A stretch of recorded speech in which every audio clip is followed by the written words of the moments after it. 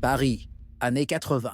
L'air vibre au son de la nouvelle vague et d'une insouciance apparente. Pourtant, dans les rues pavées de Montmartre, sous les toits où les artistes ont jadis cherché l'inspiration, une ombre s'étire. Elle ne fait pas de bruit. Elle glisse le long des murs des immeubles haussmanniens, s'infiltrant dans les appartements silencieux où des vies se sont écoulées paisiblement. Ce sont les vies des femmes âgées, seules, gardiennes de souvenirs et de routines immuables. Leur foyer, autrefois sanctuaire de sécurité, se transforment en scène de crime. La quiétude des après-midi parisiens est brutalement déchirée par une violence qui ne dit pas son nom, laissant derrière elle un silence plus lourd que la mort elle-même. La ville lumière commence à craindre l'obscurité, qui se cache derrière les portes closes, là où la solitude devient une proie facile pour un prédateur invisible. Les enquêteurs qui pénètrent dans ces appartements découvrent une horreur méthodique, un rituel macabre qui se répète avec une précision glaçante.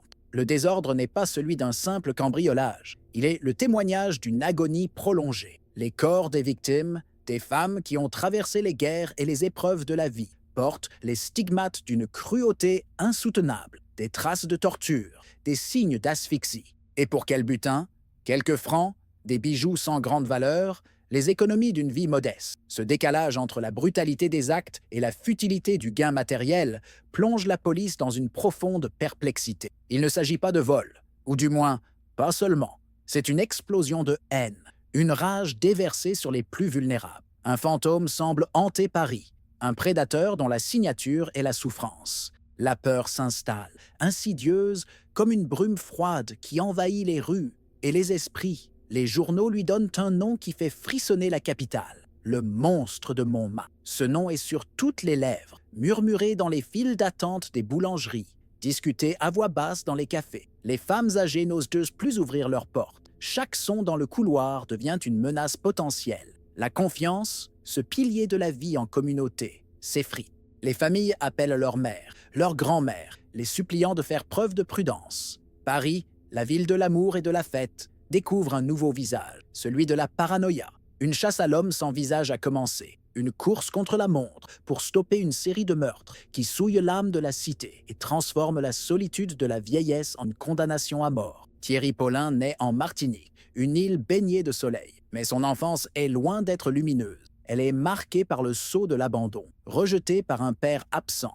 Il est une pièce manquante dans le puzzle de sa propre famille, un enfant dont l'existence même semble être une erreur. Cette blessure originelle ne se refermera jamais. Envoyé en France métropolitaine pour vivre avec sa grand-mère, le déracinement est total. Le choc culturel est brutal, passant de la chaleur créole à la froideur d'une société qu'il ne comprend pas et qui ne le comprend pas. Il grandit avec ce sentiment permanent d'être un étranger, un paria, portant en lui une colère sourde contre un monde qui lui a refusé une place légitime. Cette quête d'identité, commencée dans la douleur et le rejet, deviendra le terreau de la violence qui le définira plus tard. À Paris, sa crise identitaire s'intensifie. Thierry Paulin est un homme aux multiples fractures. Il est un métis dans une société majoritairement blanche, homosexuel à une époque où l'acceptation est encore un combat, et pauvre dans une capitale qui célèbre l'opulence. Chaque aspect de son être semble le condamner à la mare. Il dérive, cherchant une validation qu'il ne trouve nulle part. Ce sentiment d'être invisible, ou pire, d'être visible uniquement pour les mauvaises raisons, alimente un ressentiment profond. Il observe la société parisienne, en particulier ses membres les plus établis, les plus âgés, comme les représentants d'un monde qui l'exclut. Cette frustration se mue lentement, en une haine froide et calculatrice. Il ne veut plus être une victime du système. Il décide, inconsciemment peut-être au début, d'en devenir le prédateur. Pour survivre, ou du moins pour donner l'illusion qu'il y parvient, Paulin se fabrique un personnage. Le jour, il est un jeune homme sociable, presque magnétique. La nuit, il se transforme. Il devient danseur dans les cabarets et les boîtes de nuit underground de Paris. Un monde de paillettes et d'excès, où les identités sont fluides. Son charisme est une arme. Il séduit, il charme, il attire les gens dans son orbite. Cette façade extravagante, alimentée par la drogue et l'alcool, dissimule un vide abyssal et un mépris glacial pour la vie humaine. Personne dans son entourage festif ne pourrait imaginer la noirceur qu'il abrite. Cette dualité est la clé de sa psyché. Un artiste flamboyant qui brûle la vie par les deux bouts, et un tueur méthodique qui l'éteint avec une froideur terrifiante. le masque parfait pour opérer en toute impunité. Dans cet univers nocturne, il rencontre Jean-Thierry Mathurin, qui deviendra son amant et son complice. Leur relation est complexe, marquée par une dynamique de pouvoir évidente. Pauline est le leader, le cerveau charismatique et dominant. Mathurin est le suiveur, plus jeune, plus influençable, fasciné et terrifié à la fois. A-t-il été contraint, manipulé jusqu'à perdre toute volonté propre? Ou a-t-il trouvé dans la violence de Pauline un écho à ses propres pulsions? La question reste en suspens. Mathurin semble être une extension de la volonté de Pauline, ses mains obéissantes dans l'accomplissement de l'horreur. Cette association macabre permet à la brutalité de Pauline de se déchaîner pleinement, le duo formant une entité meurtrière où la domination de l'un se nourrit de la soumission de l'autre, un miroir sombre qui renforce sa monstruosité. De l'autre côté du miroir, il y a les victimes, des femmes âgées, entre 69 et 91 ans, vivant dans la discrétion la plus totale. Elles sont les fantômes de Paris, les gardiennes d'une époque révolue. Leurs vies sont rythmées par des habitudes simples, une visite au marché, une promenade dans le quartier, le visionnage de la télévision dans le silence de leur appartement. Elles appartiennent à une génération qui faisait confiance, qui ouvrait sa porte sans méfiance. Leur vulnérabilité n'est pas seulement physique, elle est sociale. La solitude est leur compagne de tous les jours, un huis clos qui les rend invisibles aux yeux d'une société pressée. C'est précisément cette invisibilité qui en fait des proies parfaites. Pauline ne s'attaque pas seulement à leur corps fragile, il s'attaque à leur solitude, transformant leur dernier refuge en un piège mortel.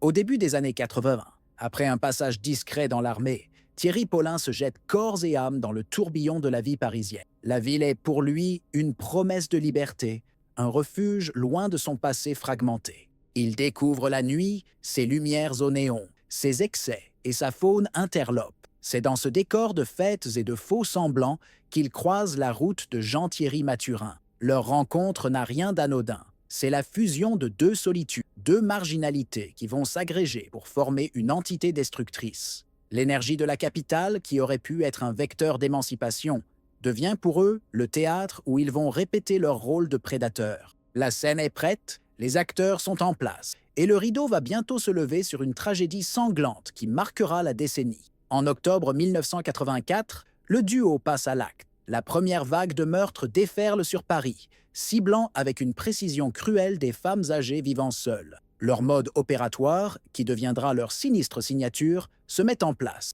Ils suivent leur proie depuis les marchés ou les commerces du quartier, repérant les plus fragiles, les plus isolés. Parfois, ils usent de la ruse, prétextant une fuite d'eau ou se faisant passer pour des policiers. D'autres fois, ils utilisent la force brute. Une fois à l'intérieur, l'appartement se transforme en chambre de torture. Pour quelques centaines de francs, ils infligent des souffrances inouïes avant de tuer, souvent par étouffement ou strangulation. La police commence à découvrir les corps, mais les crimes éclatés dans différents arrondissements ne sont pas immédiatement reliés, laissant le champ libre aux assassins. Leur processus de chasse est d'une froideur méthodique qui glace le sang. Pauline est le chasseur principal, ses yeux balayant la foule avec une concentration intense, à la recherche du signe de faiblesse qui désignera la prochaine victime. Il observe les allées et venues, le poids des sacs de provisions, la démarche hésitante, la solitude visible d'une personne âgée. C'est un prédateur urbain qui a appris à lire les codes de la vulnérabilité.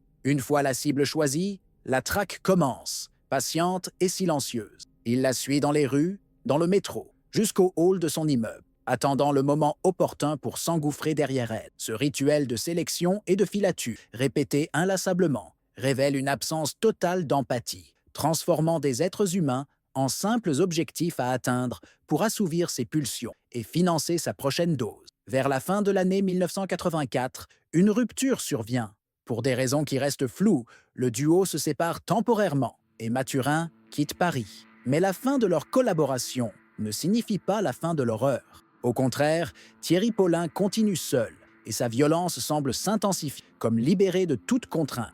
Entre 1985 et 1987, il reprend sa série de meurtres, se concentrant de plus en plus sur le quartier de Montmartre. La brutalité monte d'un cran. Les actes de torture sont plus longs, plus sadiques. C'est durant cette période que la presse, affolée par cette série de crimes non élucidés contre des petites mémées, lui donne son surnom.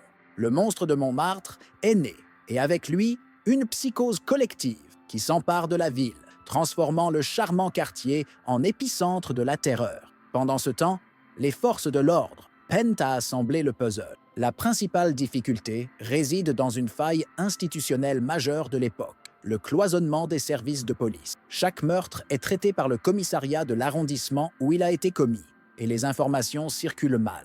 L'absence d'une base de données centralisée et de techniques de profilage modernes empêche les enquêteurs de voir le motif évident qui relie tous ces crimes. Ils sont face à une multitude de dossiers d'homicides brutaux, mais ils ne voient de pas la main unique qui les orchestre. Pour eux, l'assassin est un fantôme, une ombre insaisissable qui frappe au hasard. Cette fragmentation de l'enquête offre à Paulin un avantage considérable, lui permettant de continuer à tuer pendant 3 longues années avec une quasi-impunité. La ville est sous le choc. Le nom du monstre de Montmartre s'étale à la une de tous les journaux, alimentant une paranoïa grandissante.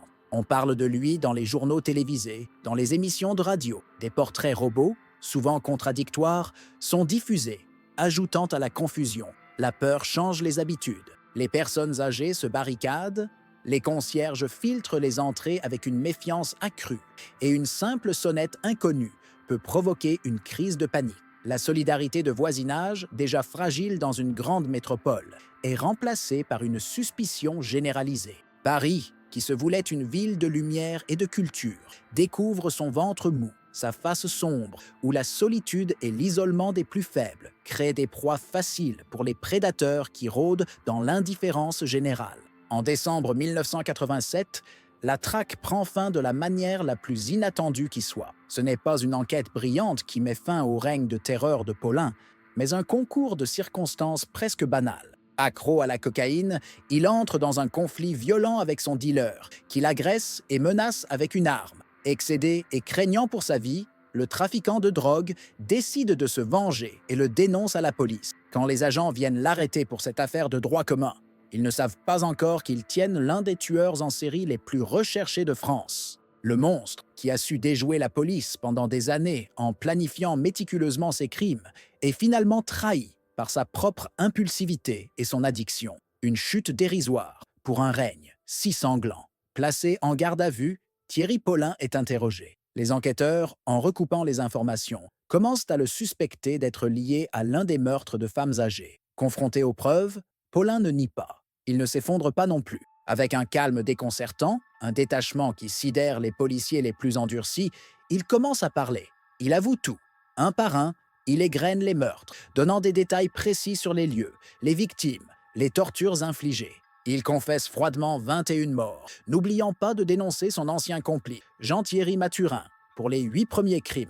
Sa confession est un long monologue macabre, dépourvu de toute émotion, de tout remords. Le monstre a enfin un visage, et sa parole révèle l'étendue d'un abîme de cruauté que personne n'aurait pu imaginer. Le marché grouille de vie, une cacophonie de sons et d'odeurs. Pour Thierry Paulin, ce n'est pas un lieu de convivialité, mais un terrain de chasse. Ses yeux ne voient pas les étals colorés. Il scanne les visages, les silhouettes. Il cherche la fêlure, la démarche lente, le regard un peu perdu, le filet à provision qui semble trop lourd. Il se fond dans la foule, invisible, son pouls calme, son esprit un ordinateur glacial qui analyse les données. Chaque détail est une information. Une femme compte sa monnaie avec des doigts arthritiques. Une autre parle seule, se plaignant du prix des légumes. Il les évalue, les jauge, son choix se resserrant avec une patience de prédateur. Puis son regard se fixe. Une chevelure grise, un manteau usé, une expression de douce résignation. La décision est prise, silencieuse et irrévocable. Ce sera elle.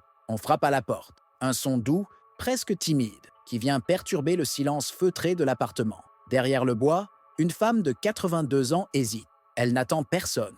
Le bruit de ses pantoufles glissant sur le parquet est le seul son qui répond. Elle jette un œil à travers le judas, mais la cage d'escalier est sombre. Une voix jeune et polie se fait entendre, parlant d'un colis pour la voisine absente. C'est une excuse plausible, rassurante. La tension est palpable dans cette seconde de délibération. Le monde extérieur, si menaçant, et la sécurité de son foyer, séparés par une simple serrure. La gentillesse, valeur d'une autre époque, l'emporte sur la méfiance. Elle tourne la clé. Le grincement du verrou est un arrêt de mort. La porte s'entr'ouvre sur un sourire désarmant, le dernier qu'elle verra jamais. Au 36, quai des Orfèvres. L'air est lourd de fumée de cigarettes et de frustration. Sur un grand tableau, des photos de scènes de crime sont épinglées. Une galerie macabre de visages et de désordre. L'inspecteur principal passe une main lasse sur son visage. Les rapports s'empilent, décrivant la même violence. Mais les détails diffèrent, juste assez pour semer le doute. Un témoin mentionne un homme noir, un autre, un métis. Un jour, il est seul. Le lendemain, ils sont deux. Chaque piste mène à une impasse. Le tueur semble se jouer d'eux, changeant de quartier, de méthode d'approche, ne laissant aucune empreinte exploitable. La solution est là, quelque part dans cette montagne de papier, mais elle leur échappe. C'est un murmure dans un vacarme, une ombre qui danse juste à la lisière de leur vision. Jean-Thierry Mathurin est assis dans la voiture, les mains moites serrées sur ses genoux. Paulin est encore à l'intérieur de l'immeuble. Mathurin n'entend rien, mais il imagine tout. Les cris étouffés, la panique dans les yeux de la vieille dame, la violence froide de son amant. Il est prisonnier d'une terreur qui le paralyse. Chaque grincement de portière dans la rue le fait sursauter. Il est à la fois complice et otage. Paulin le tient par la peur, par une fascination morbide qu'il ne peut briser. Aurait-il pu dire non? La question le hante, mais la réponse est toujours la même. Le regard de Paulin, vide et dur comme de la pierre, suffit à anéantir toute velléité de rébellion. Il attend, le moteur tournant, sachant que lorsque Paulin reviendra, il portera sur lui l'odeur de la mort. La musique techno martèle les murs du club. Des stroboscopes découpent l'obscurité en éclairs aveuglants. Au milieu de la piste de danse, Thierry Paulin est roi. Il rit. Son corps se meut avec une grâce féline, attirant tous les regards. Il offre des vers, murmure des mots doux à l'oreille d'un jeune homme, l'incarnation même de la joie de vivre et de la séduction. Personne ne remarque le bref instant où son sourire se fige, où son regard se vide, en croisant celui d'une serveuse plus âgée. Personne ne voit la légère éraflure sur le dos de sa main, souvenir d'une lutte récente. Pour tous, il est une étoile de la nuit parisienne. Mais cette façade éclatante est une coquille fragile, prête à se briser. Chaque rire, chaque pas de danse est un mensonge qui rend le silence de ses crimes encore plus assourdissant. La dualité de Thierry Paulin n'est pas une simple double vie. C'est l'expression clinique d'une psychopathie profonde. Il porte ce que les experts appellent le masque de la normalité. Son charisme, sa sociabilité, son talent pour la danse ne sont pas des facettes de sa personnalité. Ce sont des outils perfectionnés pour manipuler son entourage et endormir la méfiance de ses proies. Derrière ce masque se cache une absence totale d'empathie, un vide émotionnel abyssal. Il est incapable de ressentir le remords ou la pitié. Les vies qu'il détruit n'ont pour lui aucune valeur intrinsèque. Elles sont des objets à utiliser pour son plaisir ou son profit. Ses confessions détaillées et sans émotion ne sont pas un signe de regret, mais plutôt la démonstration narcissique de sa puissance. Le récit d'un artiste décrivant son œuvre macabre. L'affaire Paulin est un miroir cruel tendu à la société. Ses crimes prospèrent dans le terreau de la solitude urbaine. Dans le Paris des années 80, comme aujourd'hui, des milliers de personnes âgées vivent recluses derrière leurs portes, oubliées par une ville qui avance trop vite. Leur isolement est une condamnation silencieuse, bien avant que le tueur ne frappe à leur porte. Elles sont les victimes d'une indifférence collective qui les a rendues invisibles. Paulin, lui-même un produit du rejet social, a instinctivement compris cette faille. Il n'a pas eu besoin de forcer des coffres forts. Il a simplement exploité la plus grande vulnérabilité de ses victimes, leur besoin désespéré d'un contact humain. Il est le monstre né de notre propre apathie, le symptôme d'une société qui ne sait plus prendre soin de ses aînés. Pourquoi une telle cruauté pour un butin si dérisoire? La réponse se trouve à l'intersection de la nécessité et de la haine. Certes, Paulin tuait pour l'argent, pour financer sa toxicomanie et son style de vie extravagant. Mais la violence disproportionnée, la torture infligée bien après que l'argent ait été trouvé, révèle une autre motivation, plus sombre. Chaque victime était une effigie. En s'acharnant sur ces femmes âgées, représentantes d'une France traditionnelle et établie, il se vengeait symboliquement de tout ce qu'il avait rejeté. Son père, la société, le système. Le vol était le prétexte, le moteur de l'action. Mais le meurtre et la souffrance étaient le véritable objectif. C'était une rage existentielle déversée sur les corps les plus fragiles, une tentative désespérée et macabre d'exercer un contrôle total. La longue impunité de Thierry Paulin ne s'explique pas seulement par sa ruse, mais aussi par une forme de cécité institutionnelle. Le cloisonnement des services de police n'était que le symptôme d'un problème plus profond, la faible priorité accordée au meurtre de personnes âgées et isolées. Ces crimes étaient initialement perçus comme des cambriolages qui ont mal tourné, des faits divers tragiques mais isolés. On peut se demander si la mobilisation aurait été la même si les victimes avaient été des personnalités publiques ou des citoyens plus jeunes et visibles. Le système, par ses préjugés et ses lourdeurs administratives, a involontairement protégé le tueur. Il a fallu une accumulation insupportable de cadavres pour que l'évidence s'impose. La lenteur de la justice a été le reflet d'une société qui n'écoute ses membres les plus silencieux que lorsqu'ils crient. La dynamique entre Paulin et Mathurin relève d'une psychologie complexe, proche de la folie à deux.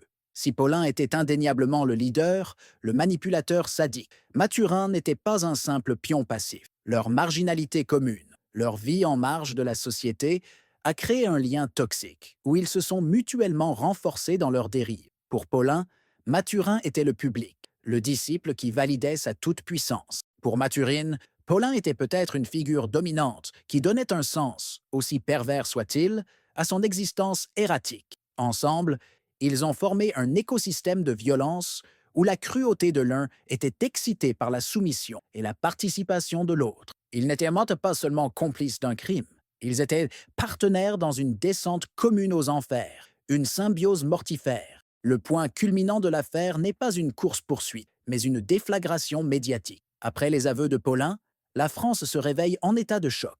Le visage du jeune danseur métis, charismatique et séduisant, s'affiche partout, superposé au titre terrifiant, le monstre de Montmartre. La dualité, autrefois son arme secrète, explose aux yeux de tous. C'est une collision brutale entre l'image et la réalité, le fantasme de la nuit parisienne et l'horreur des huis clos macabres. Dans les bureaux de la police, les enquêteurs écoutent, fascinés et écœurés, le récit clinique de ces 21 meurtres. Le monstre n'est plus une ombre, il a une voix, un visage, et sa normalité apparente est ce qu'il y a de plus terrifiant. Le suspense de la traque laisse place au vertige devant l'abîme de la nature humaine. L'attention se déplace alors sur Jean-Thierry Mathurin.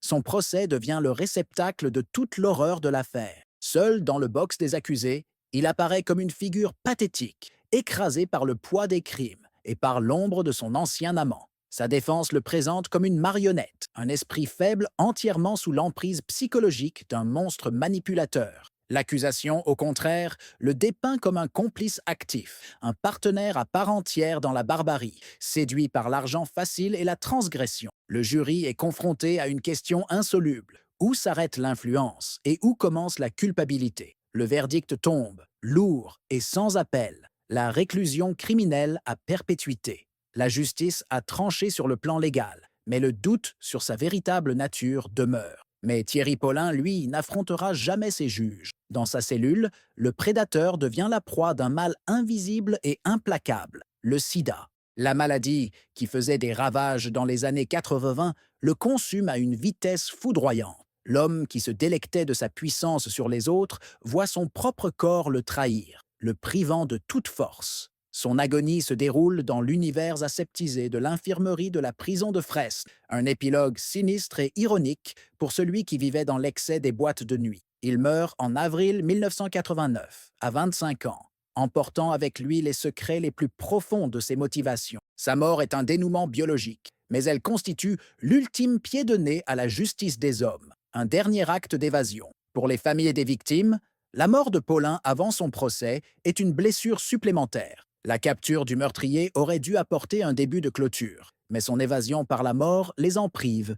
Il n'y aura pas de confrontation au tribunal, pas de verdict pour graver sa culpabilité dans le marbre de l'histoire judiciaire. Leur douleur est privée de sa résolution publique. Elles restent avec leurs souvenirs, leurs cauchemars et l'image d'un jeune homme souriant sur les photos des journaux, un visage qui ne sera jamais officiellement celui d'un coupable condamné. La colère se mêle au chagrin, une frustration immense face à une justice qui leur a été volée. Le système a attrapé le monstre, mais n'a pas pu offrir aux survivants ce qu'ils désiraient le plus, des réponses. Le dénouement de l'affaire laisse une cicatrice indélébile sur la conscience collective. Le nom de Thierry Paulin devient synonyme de la trahison ultime, celle du faux semblant qui cache la pire des barbaries. La confiance est durablement ébranlée. On apprend à se méfier des sourires trop faciles, à verrouiller sa porte à double tour. L'affaire force également un débat national sur l'isolement des personnes âgées et sur les failles d'un système policier qui a mis trop de temps à réagir. Le charme de Montmartre est à jamais entaché par le souvenir de ces crimes.